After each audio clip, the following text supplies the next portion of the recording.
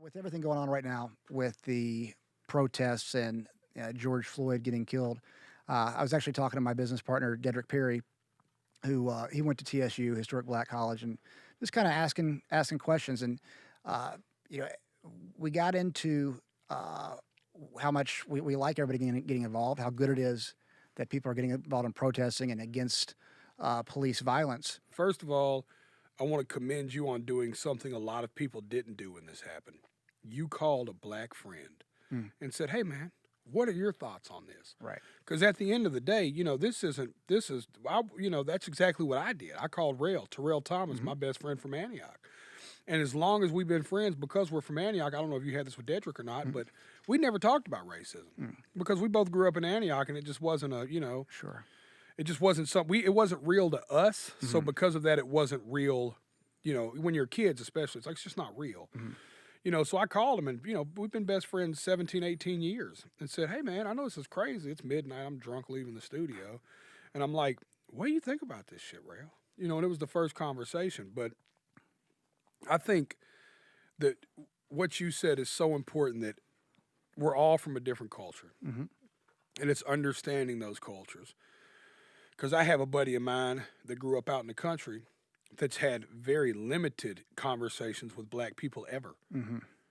So he has no idea the struggles or the plight that the average black American has been through. Right. Because he's never had a conversation with them. And all he watches is the news. And his thing is, at this point, how much of that's propaganda, how much is that real? He's kind of harder to convince about any of this shit not being anything but a ploy, so it's just kind of crazy, man, when you think of that's a whole different perspective. Yeah, and it's important, though, that people are talking about it. It's actually a conversation I've had a lot over the years. I mean, I was with Team Lloyd Irvin, our fight team, predominantly African-American fight team. I was the agent for Roddy Ferguson, Dr. Roddy Ferguson. He's 2004 Olympian. He went to Howard University, another historic black college. And, and I would ask them questions. Dedrick is my business partner. We've lived together on and off for 5 years. And, so asking questions constantly. And, one of the things that's interesting to me is really putting yourself in the perspective that we don't understand what's going on because we're not in those shoes. Right. So we don't experience that when you walk into a store. I asked Dedrick, as he asked me, he's like, "How many times have you been pulled over for walking down the street?" And I'm like, I can't remember getting pulled over, white guy walking down the street.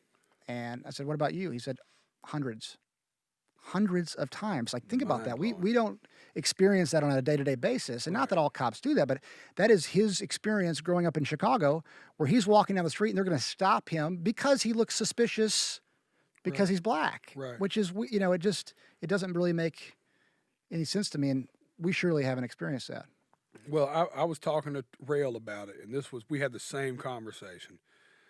My question was to him, as I said, how many times have you been pulled over that you genuinely feared you would have a horrible interaction with the police that would end in something physical or a shooting, And he said every time he's ever been pulled over by the police, that's something he thought about. He said it's a conversation his mother talked to him about when he was a child. Like relations of like, hey, this is how you should deal with this if this ever were to occur. And I thought about it, and I said, I have been pulled over by the police and feared the consequences of what was going to happen when they got to the car. Sure. Never once did I. And I've done shit. I've been in situations where the police probably should have got physical with me.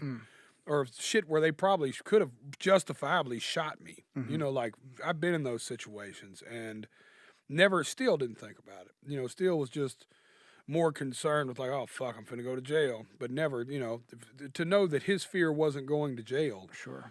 It was something totally different where my fear, because of the lifestyle I chose, was just always like, oh, fuck, I'm going to jail again. Here, get the paddy wagon together, y'all. Here we go, Right now I think that there's a lot of white people finally speaking out for the first time. And I think it's always great for people to get involved. Right. But we've got to look for solutions.